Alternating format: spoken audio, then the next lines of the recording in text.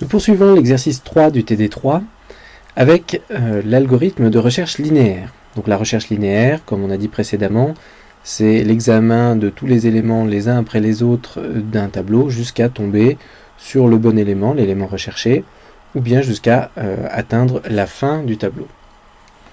Donc ici c'est une recherche linéaire un petit peu particulière puisque le tableau est déjà trié. C'est-à-dire que si on tombe sur un élément qui est plus grand que l'élément recherché, on sait que tous ceux qui sont après, qu'on n'a pas encore examiné, sont de toute façon plus grands. Donc il faut arrêter la recherche.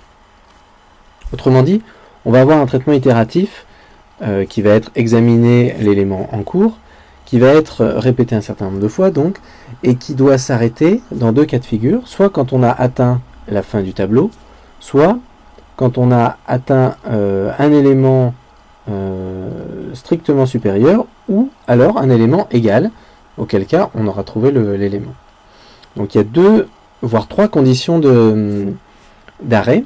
Donc dans ce cas de figure-là, eh bien, comme pour l'exercice 1 du TD3, on va utiliser un booléen et une boucle sur ce booléen. Donc par rapport à l'exercice 3, nous avons ces trois nouvelles instructions. La première ici, entrer un nombre et attendre et affecter à nombre la valeur réponse, ça c'est pour stocker l'élément que l'utilisateur veut rechercher dans le tableau. Puis affecter à indice la valeur 1, ça, cette variable indice, c'est la variable qui va prendre l'indice de chaque élément du tableau les uns après les autres, afin qu'on puisse accéder au contenu de l'élément dans le tableau. Et puis le booléen arrêt mis à faux est ici. Et donc, comme à chaque fois qu'on a une boucle sur un booléen arrêt, eh bien, on a la boucle tant que qui suit, qui est ici. Donc tant que arrêt est égal à faux. Alors tant que arrêt est égal à faux, qu'est-ce qu'on va faire? Tout d'abord, comme dans l'exercice 1 et d'une manière générale dans les tableaux, puisqu'on parcourt le tableau, il faut s'assurer, et c'est la première chose à tester de toute façon, qu'on n'est pas après la fin du tableau. C'est-à-dire que la valeur de indice n'est pas strictement supérieure à la taille du tableau. C'est pourquoi on a ce premier test-là. Si indice est inférieur à la longueur et strictement supérieur à la longueur de tableau, alors qu'est-ce qu'on va faire dans ce cas-là? Donc globalement, qu'est-ce qu'on va faire dans le cas où c'est vrai? Eh bien, dans le cas où c'est vrai, on sait qu'on a parcouru tout le tableau, et donc il faut qu'on s'arrête. Il faut qu'on s'arrête et qu'on affiche un message comme quoi on n'a pas trouvé l'élément recherché, l'élément qui est stocké dans nombre, dans la variable nombre. Et sinon, c'est là qu'on va pouvoir tester la valeur qu'il y a dans la case d'indice indice du tableau, puisque on sait que la valeur de l'indice est une valeur d'indice existante dans le tableau. On va tester cette valeur pour savoir si la valeur est strictement plus petite, égale à la valeur recherchée, ou strictement plus grande. Donc c'est tout ce qui sera fait ici dans le sinon. Donc dans le si, on a dit que tout d'abord, eh bien, on arrêtait la boucle, puisqu'on avait parcouru tout le tableau, donc on mettait vrai dans arrêt, et on dit le nombre n'est pas dans le tableau, on affiche ce message-là à l'utilisateur. Sinon, il va falloir tester la valeur de l'élément à l'indice correspondant. Donc il va falloir récupérer cet élément. On commence par tester, par exemple, si l'élément qui a le numéro indice dans le tableau est strictement plus petit que nombre. S'il est strictement plus petit que nombre, déjà il n'est pas égal, donc ce n'est pas le bon élément, donc ce n'est pas le bon indice, si on recherche l'indice de cet élément-là. Et donc il faut examiner les éléments d'après. Donc dans ce cas-là, on a besoin d'affecter à indice la valeur indice plus 1, pour qu'à la prochaine itération, on examine l'élément suivant dans le tableau. Ensuite, qu'a-t-on besoin de faire? Ensuite, eh bien,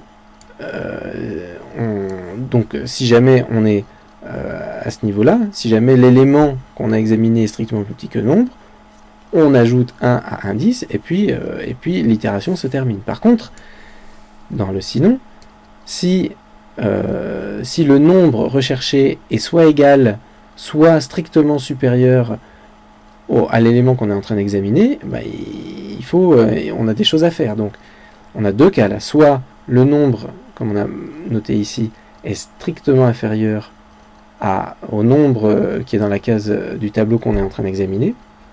Auquel cas, ça veut dire quoi? Ça veut dire qu'en fait, on n'a pas trouvé l'élément, puisqu'on vient de trouver un élément qui est strictement plus grand, et qu'on sait, puisque le tableau est trié, que tous les autres sont strictement plus grands aussi. Donc dans ce cas-là, il va falloir aussi s'arrêter en disant la même chose, c'est-à-dire que le nombre n'est pas dans le tableau. C'est exactement ce qu'on fait avec ces deux instructions. On met vrai dans arrêt, et on affiche le nombre n'est pas dans le tableau, puisqu'on vient de tomber sur un nombre qui est strictement plus grand. Tous les autres, après, seront encore plus grands. Et par contre, quand on est dans le sinon ici, à cet endroit-là, on sait que le nombre n'est pas strictement plus grand que le nombre dans le tableau qu'on est en train d'examiner. On sait que le nombre recherché n'est pas strictement plus petit non plus que le nombre qu'il y a dans la case du tableau qu'on est en train d'examiner. Donc, eh bien, la case du tableau qu'on est en train d'examiner contient exactement le nombre que l'on recherche. Donc, qu'est-ce qu'on va faire dans ce cas-là? On va arrêter de boucler là encore, puisqu'on a trouvé le nombre qu'on recherchait, et on affiche tout de suite le nombre A comme indice, et puis l'indice courant auquel on s'est arrêté. Voilà l'algorithme très simple d'un parcours de tableau, d'une recherche linéaire dans un tableau trié. Alors voyons une petite exécution de cet algorithme-là. Alors tout d'abord, eh bien, le tableau est rempli. Alors là, j'ai limité à 40 éléments.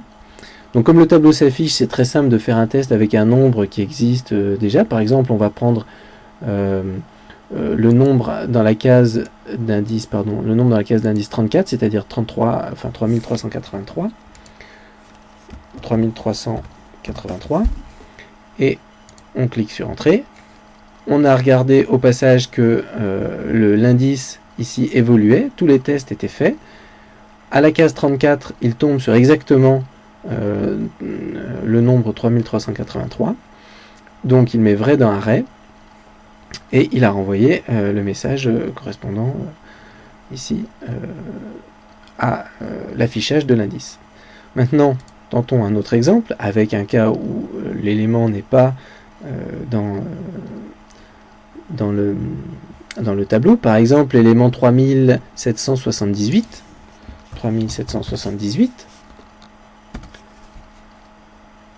L'élément 3778 n'est pas dans le tableau. Et on peut voir que l'indice, ici, s'est arrêté à 39. En effet, 39 est la première valeur strictement supérieure à 3778. Donc il s'aperçoit que 39, que cet élément-là est strictement supérieur, et donc il sait que tous ceux qui viennent après seront supérieurs aussi, donc il s'arrête. Enfin, un troisième essai, on va prendre un élément on va rechercher un élément qui est strictement plus grand, ici à 4000, par exemple 4001,